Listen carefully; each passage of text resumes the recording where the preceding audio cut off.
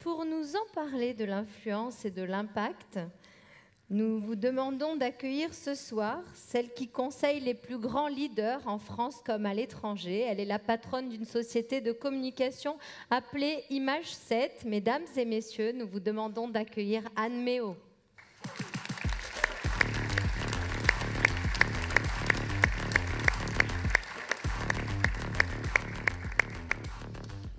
Bonsoir Anne. Bonsoir.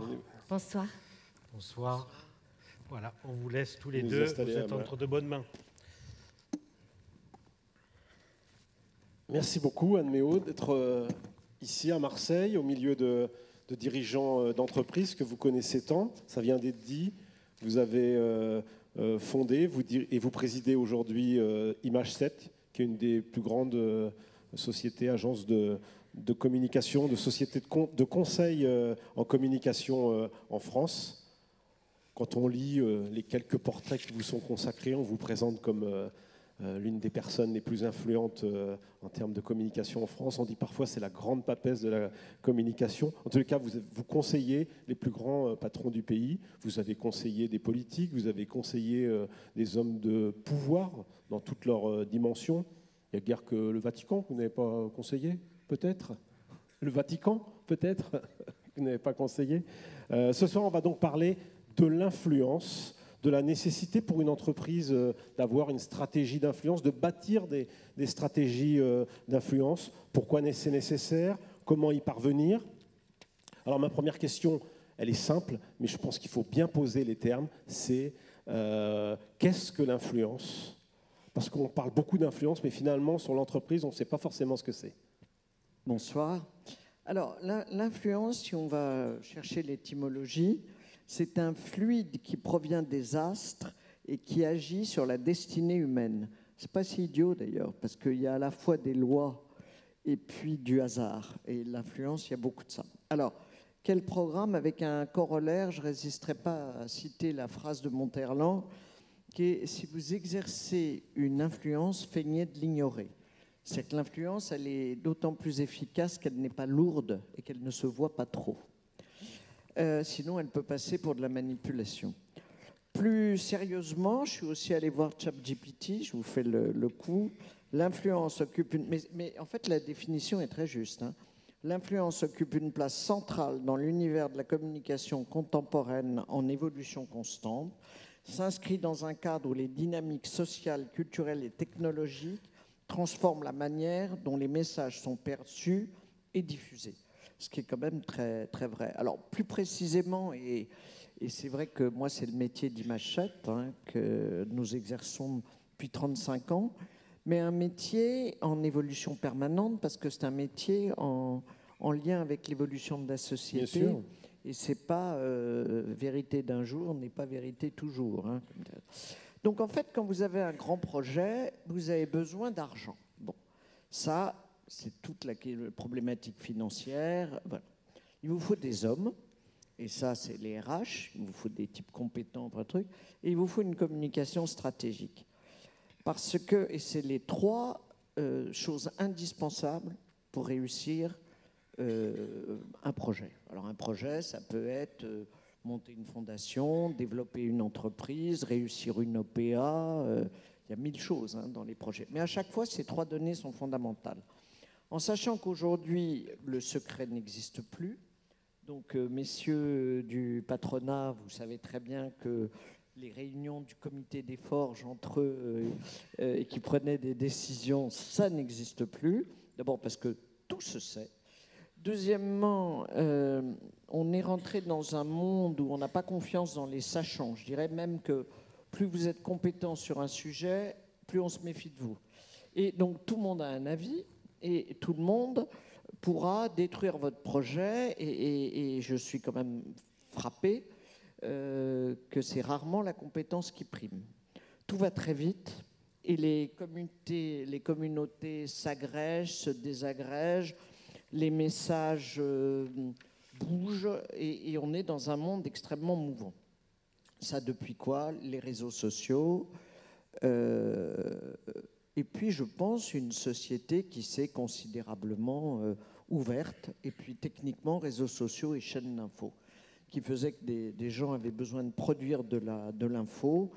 Donc on la cherchait, donc on la vérifiait pas, et donc elle partait, et voilà. Donc depuis une quinzaine d'années, on est devant, forcément pour votre métier, adapter les stratégies d'influence au nouveau cadre qui est le combo chaîne info, réseaux sociaux. Il y a des choses qui sont toujours vraies. C'est-à-dire que moi, je dis toujours que la communication, hein, ça ne remplace pas un mauvais projet. Donc, si votre projet est mauvais, vous vous planterez. À terme, ça peut marcher un moment. Et donc, il y a toujours des choses vraies. C'est-à-dire qu'il faut une stratégie claire. Il faut savoir ce qu'on veut faire. Après, il faut trouver le bon message qu'il faut adapter aux différents stakeholders.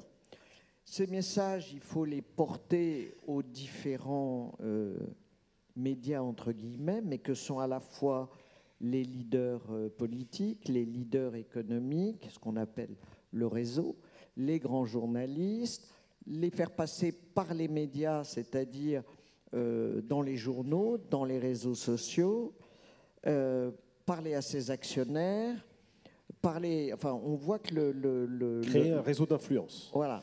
Mais il y a une nouvelle chose qui a apparu environ une dizaine d'années, c'est qu'on est quand même toujours, ça n'a pas apparu il y a une dizaine d'années, mais on est dans un vieux pays qui reste quand même avec une grande méfiance de l'argent. Et globalement, mais je suis moi-même un patron, hein, donc je peux le dire, mais les gens n'aiment pas les patrons. Parce qu'on gagne de l'argent et on n'aime pas en France les gens qui gagnent de l'argent. Ce qui est très différent dans les pays anglo-saxons où on glorifie, c'est une sanction, l'argent. Et donc, on est dans un pays où tout se sait, où on n'aime pas l'argent et où il y a des réseaux sociaux qui peuvent démolir. Donc, au fond, on est de plus en plus obligé de montrer son utilité sociale. C'est-à-dire que je pense que pour avoir une bonne influence, pour protéger donc votre boîte, pour l'aider à se développer, mais surtout l'aider, on en reparlera, mais surtout l'aider à se protéger, il faut un rayonnement positif. Voilà. Et ça, l'influence contribue à ça, avec la stratégie claire, avec une belle marque, avec savoir parler à son interne aligné. Moi, je vous donne un exemple. Quand LVMH a tenté d'acheter de Hermès par une OPA non sollicitée, leur premier atout, c'est que tous les salariés ne voulaient pas. Et qu'il y a eu un mouvement énorme des salariés, et vous êtes déjà beaucoup plus fort quand votre interne est aligné. Après, il faut des alliés. Il faut une capacité à détecter et à écouter les signaux faibles, parce que tout bouge, et ce qu'on disait, c'est mouvant. Oui. Ça, on en reparlera. Mais d'abord, je voulais rebondir sur ce que vous disiez. L'influence, ça peut aider à se protéger. Est-ce que l'influence, c'est un élément qui permet de parer des crises, un élément dans les communications de crise, quand une entreprise se trouve prise parce qu'il lui arrive un événement interne ou externe, est-ce qu'à ce moment-là, le travail qui a été fait en amont peut servir ? Moi, je pense même que le travail d'image globale, et maintenant l'image passe quand même beaucoup par des réseaux d'influence et parce que la nouveauté, c'est que maintenant, même si vous faites des roulements à billes, il y a un moment où s'il y a une autre compagnie de roulements à billes qui veut vous acheter, si vous êtes sympathique et qu'on pense que vous avez eu une action utile dans votre cité, que vous êtes préoccupé des gamins des quartiers défavorisés, enfin vous avez eu une utilité sociale, vous serez mieux armé. Vous serez mieux armé pour résister et vous aurez plus de gens qui viennent vous aider à résister. Que ce soit les politiques, c'est vrai surtout pour eux, mais comme on ne fait plus les choses en antichambre à quelques-uns dans une pièce, mais sous les yeux de l'opinion publique, c'est très important, l'image et l'influence. Et donc, ça ne se fabrique pas sous la crise. Je ne sais plus qui me disait... est-ce qu'il y aurait une stratégie d'influence là pour le président Macron? Alors, d'abord, on ne va pas parler. Qui est un peu en communication de crise. Oui, mais l'influence, c'est avant. Enfin, je veux dire, quand tu as fait ton truc, ça ne sert plus à rien. Trop tard. Voilà. Ouais. Donc, c'était avant. Alors, si on remonte un peu dans le temps, si on cherche des exemples de grands groupes qui ont été confrontés à des crises, qui avaient une influence. Est-ce que ça leur a permis de parer ces crises? Je pense par exemple à la Société Générale et la crise de 2008 suite à l'affaire Kerviel. Je crois que 2008, d'ailleurs, est un des premiers moments où, au fond, les chaînes info, réseaux sociaux. Oui, et puis les patrons, entre guillemets, ont compris. Moi, j'avais une expression peu élégante, mais assez claire. C'est la plèbe s'est invitée à la table des seigneurs. Je caricature, mais ce que je veux dire, c'est quand il y a eu je ne sais pas si vous vous rappelez de cet hurluberlu. Alors Jérôme Kerviel, qui a quand même réussi à passer pour un héros. Il y a eu un film sur lui, il avait une belle gueule, il ressemblait à Kevin Costner. Enfin, c'était juste un petit marlou qui a quand même bien truandé la banque. Et il y a eu un énorme défaut de contrôle de la Société Générale. Les gens de la Société Générale, en gens sérieux, responsables et compétents qu'ils étaient, se sont d'abord préoccupés de sauver leur banque, bien sûr. Et il y a eu un travail extraordinaire de fait par rapport au marché financier. Et comme c'était une équipe compétente, ils ont réussi à sauver la maison. Mais au même moment, ils étaient complètement décontenancés parce que sur RTL le matin, donc tu n'as même pas besoin... c'était le début des réseaux sociaux, des chaînes d'info. 2008, on est vraiment déjà dans les chaînes d'info et les réseaux sociaux débutent. Oui, mais tu avais déjà les radios qui interrogeaient Madame Michu, qui disait que c'était forcément des salauds et que c'était un complot des banquiers contre le petit Kerviel. Et Kerviel a lui-même bâti une stratégie de communication pour quasiment se faire passer pour Robin des Bois. On avait l'impression que l'argent qu'il allait piquer, c'était pour sauver les pauvres.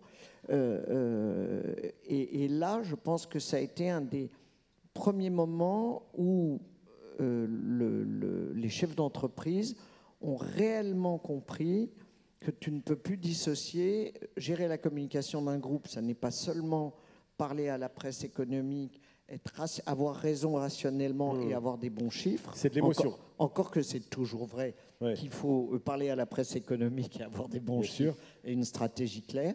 Mais en plus, il faut effectivement savoir montrer de l'émotion, mais surtout bâtir un réseau d'alliés et bâtir une image qui vous protège quand, comme ça, on vient vous attaquer. Il y avait une autre affaire, il y a prescription, on peut en parler un petit peu, vous avez connu, c'est ArcelorMittal.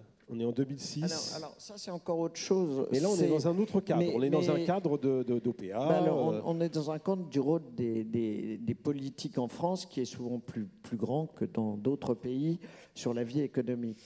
C'est un Anglais que, évidemment, tous les médias prenaient pour un Indien. Alors, il est indien, mais il est anglais, avec une boîte cotée en Angleterre, qui donc fait une OPA, enfin tente de faire une OPA, sur un groupe que, évidemment, les trois quarts des médias, je suis taquine, mais je trouve que souvent les médias devraient travailler plus leur dossier. Donc, les Français prenaient pour une société française. Oui, parce que Arcelor n'était déjà plus français. Déjà plus français. Bon. C'était des hauts fourneaux, c'était très symbolique, campagne présidentielle, les 2 fois sur ce sujet. Oui, mais c'était déjà plus français. Voilà. C'était luxembourgeois et c'était plus français. Et donc, quand il y a eu cette OPA, cette annonce, il y a eu un tollé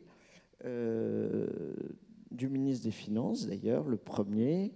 Et il y a eu un bouclier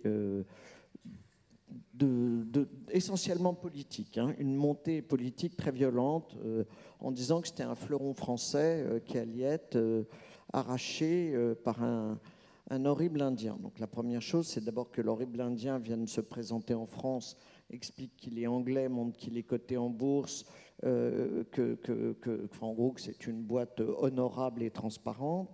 La deuxième chose, c'est de remettre les choses dans un contexte en montrant que, en gros, cette boîte, si elle ne s'était pas fait bouffer par Mittal, elle se serait fait bouffer par les Chinois. Donc, c'est des choix. Mais il faut savoir qu'il y a des industries qui ont de plus en plus de mal à survivre avec le prix de la main-d'œuvre, etc. Et donc, là, il y a eu une vraie stratégie d'influence, c'est-à-dire qu'il y a eu du rationnel, c'était le prix, l'explication, monter le prix, aller expliquer à tous les stakeholders, et puis il y a eu de l'influence, il y a eu des dîners, des déjeuners Monsieur Mittal montés. qui s'est présenté finalement en France. Oui, ça aussi. Mais il s'est présenté à toute une série de grands patrons qui ont trouvé que c'était un de leurs pairs et qu'ils fonctionnaient comme eux et que c'était pas, on tombait pas chez des voyous, etc. Il y a François Pinault qui est rentré au board. Il y a eu le président Chirac qui a été en partie convaincu par le président Pinault. Donc on voit que l'influence, c'est un truc de rajout sur une opération, par ailleurs, menée par Goldman Sachs, des banquiers, des avocats, enfin des gens extrêmement compétents. Mais l'influence peut être à un moment déterminant, aussi bien dans une opération de conquête que dans une opération de défense. Oui, c'est-à-dire que là, on voit aussi l'influence que peut avoir pour faire baisser la pression autour d'une affaire, puisque dans les deux cas, c'est deux affaires qui ont défrayé, qui ont fait la une des médias. Et donc, cette influence permet aussi, j'allais dire, de donner de l'explication, de faire de la pédagogie et de faire baisser la pression autour de dossiers. Oui, puis je pense que si une boîte est sympathique, donc aimée par ses salariés, appréciée par l'opinion publique, respectée par tous les différents stakeholders.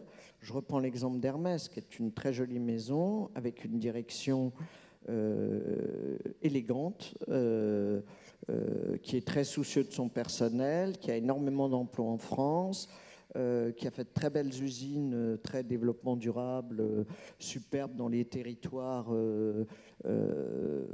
qui sont quand même très heureux d'avoir toutes ces usines-là, qui ont toujours entretenu des relations correctes et honorables avec tous les partenaires.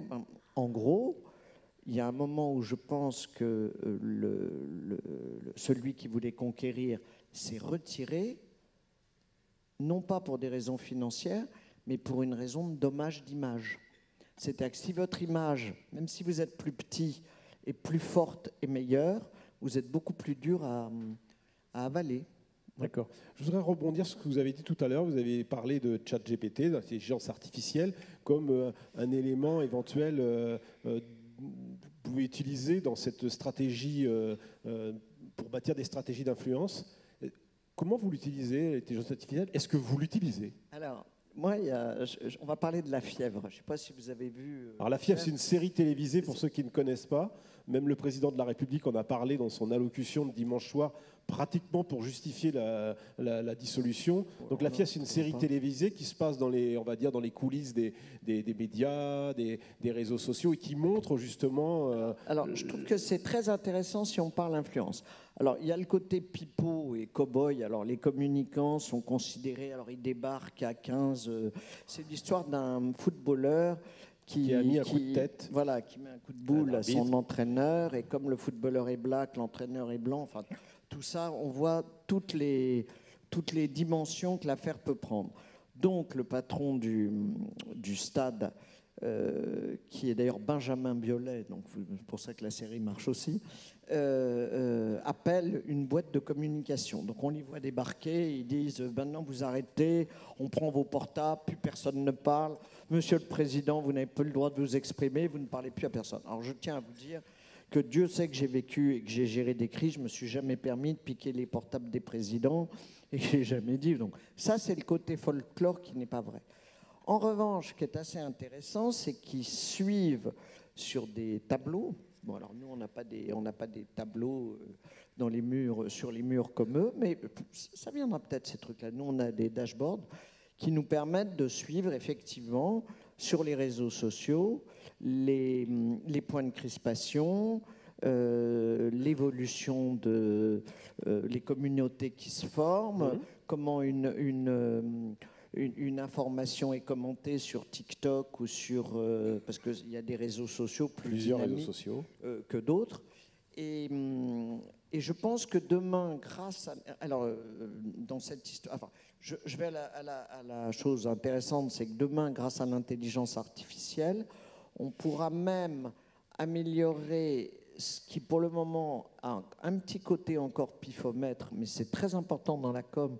Moi, je dis toujours, il faut le latin et le grec, c'est-à-dire qu'il faut un esprit clair et du rationnel, parce que si vous n'avez pas de rationnel, vous savez, vous tous, chefs d'entreprise, qu'on est foutus, mais qu'il faut aussi, le grec ancien, c'est des chemins de traverse, qu'il faut aussi de l'instinct, ce qu'on appelle du pif, pour sentir là où ça passera pas, ça dérapera, et d'ailleurs, c'est pour ça qu'on n'est jamais trop à plusieurs, et nous, on pratique beaucoup de l'intelligence collective, ce qui montre aussi dans la fièvre, parce qu'ils font des brainstorms, parce qu'on est quand même plus intelligent à plusieurs.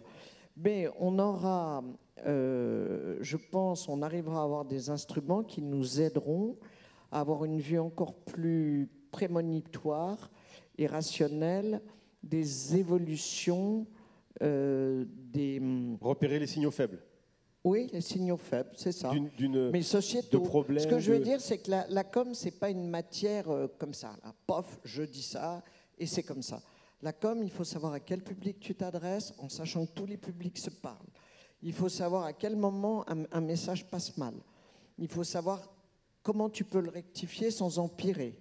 Ou alors, il faut passer à autre chose. Et il faut aussi sentir les moments où il y a des choses qui ne passent plus. Et je pense que la société a beaucoup changé et qu'il y a et que la communication change énormément. Et l'intelligence artificielle va permettre de gagner, d'anticiper plus sur les tendances. Nous, c'est un vrai chantier parce que je pense que les boîtes de demain sont celles qui sauront domestiquer et utiliser l'IA intelligemment, quoi. Voilà. On vous écoutera encore un certain temps, mais je vois que derrière, ça s'agite un petit peu. On arrive au bout de notre conversation. Merci beaucoup. Non, restez encore un peu. Restez. Peut-être que Philippe peut partager un petit moment avec vous pour clôturer ce débat. Alors Philippe, vous allez venir...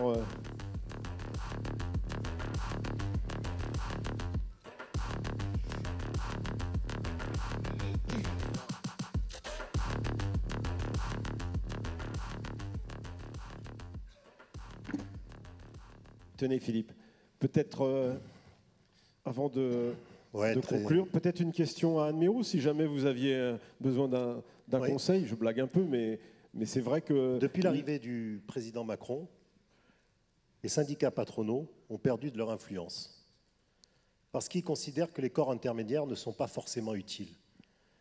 Est-ce que ça a été une erreur de notre part de ne pas avoir fait de lobbying pour lui expliquer, ou est-ce que c'est l'air du temps et quelque part, on ne sert pas à grand-chose? Vous me dites que les syndicats patronaux ont perdu de l'influence. Les corps intermédiaires, oui. Tous les corps intermédiaires. D'abord, il y a une désintermédiation de la société, c'est indéniable. Puisque autrefois, il y avait quand même, d'abord, il y avait des communautés, ce qu'on disait, le comité des forges, ils décidaient entre eux, il y a eu l'UIMM après. Bon, maintenant, ces mondes patronaux, comme ces mondes syndicaux, parce que les syndicats ont été, les syndicats d'ouvriers ont été aussi secoués, vivent dans un monde différent où, ce que je disais tout à l'heure sur le secret, tout se sait, tout sort, tout bouge, et donc le corps intermédiaire a beaucoup moins d'importance parce que l'opinion publique s'invite sur tous les sujets. Ça n'empêche qu'il faut les informer, c'est un peu comme les parlementaires, pardon. Il faut les informer, il ne faut pas qu'ils se bloquent, il faut qu'ils vous soutiennent, mais il faut toujours savoir qu'il y a une dimension supplémentaire et que maintenant la com s'invite, c'est pas la com, c'est l'image, s'invite dans beaucoup de choses, c'est que plus vos projets auront une bonne image, plus ce sera facile de les faire passer. Mais ça ne vous empêche pas d'avoir à gérer vos corps intermédiaires.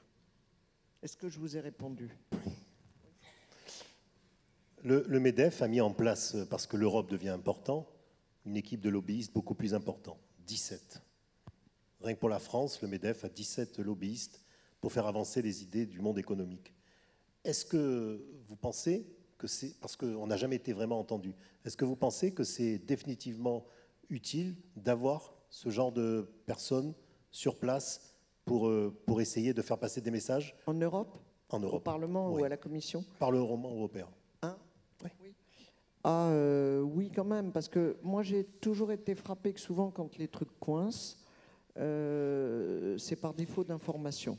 Le politique est toujours persuadé que le chef d'entreprise nourrit de mauvaises intentions pour faire du fric, quoi, pour parler crûment. Hein. Et en fait, on peut aller leur expliquer que pas du tout, ça sert à ça, ça c'est pour ça. Et donc le dialogue est déjà la première des choses, avec des dossiers bien préparés. Et puis ça permet de sentir en plus le contact individuel, parce que rien ne remplace quand même le contact individuel, sur quoi ça coince, sur quoi c'est ce qu'on peut sentir aussi sur les réseaux sociaux, mais tu le sens sur les corps individuels quand justement, en plus là en l'occurrence, c'est eux qui vont voter ou pas voter les directives qui après vont vous compliquer la vie. Donc oui, je pense que c'est utile. Maintenant, là aussi, les méthodes ont changé. Il ne faut pas les inviter à des matchs de foot. Il ne faut pas leur offrir, je sais pas, des trucs en argent. Il faut réussir à les convaincre. Et on les convainc quand même avec une belle argumentation et quand même toujours avec une image. Parce que dans le monde moderne, en fait, il y a un truc, ça, c'est pas idiot, j'allais dire. Il faut toujours se demander à quoi ça sert, à quoi je sers et à quoi ça sert. Donc, c'est ce que vous allez expliquer à vos parlementaires, que ce n'est pas une lubie et que ça, c'est important. Mais ce sera d'autant plus suivi et écouté que globalement, l'opinion publique suivra et écoutera. Vous savez, on dit toujours que quand un ministre ou un parlementaire vous reçoit, vous, patron, ou nous, intermédiaires, il s'est fait sortir ce qu'il y avait dans les journaux. Moi, dans le temps, je disais toujours une bonne interview dans le Figaro, dans les Échos. Maintenant, je dis dans la Tribune. Quelques jours avant, le ministre se fait sortir le truc, donc il regarde. Et du coup, il vous regarde différemment, surtout si vous avez une plus petite boîte. Vous voyez ce que je veux dire? Alors maintenant, ça dépasse les journaux et c'est plus large. Mais au Parlement européen, bien sûr que oui. Je me permets une dernière question. Qui a conseillé le président Macron de faire une dissolution de l'Assemblée nationale? Pas moi. On raconte que c'est 4 pieds nickelés.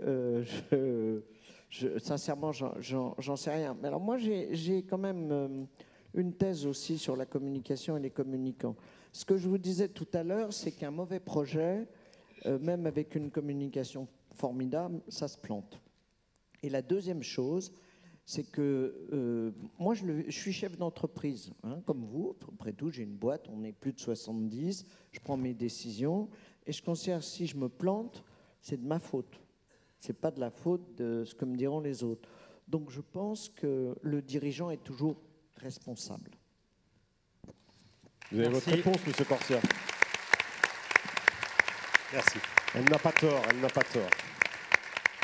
On avait vécu d'autres dissolutions avant, on avait cherché aussi qui étaient les coupables. Je me souviens, j'étais dans un journal, mais ceux qui avaient planté Chirac à l'époque, et à l'arrivée, c'est quand même Chirac qui a appuyé sur le bouton. Donc c'est toujours, il y en a toujours un, et c'est le chef suprême qui, à la fin, décide de la dissolution. À l'époque, il y avait Bernadette Chirac qui était la seule à avoir dit non, qui avait essayé de retenir tout le monde. Et qui appelait, comment il s'appelait, Villepin, Néron, parce qu'il lui disait, tu verras, Jacques, il mettra le feu à Rome. Voilà. Merci. Merci beaucoup, tous les trois.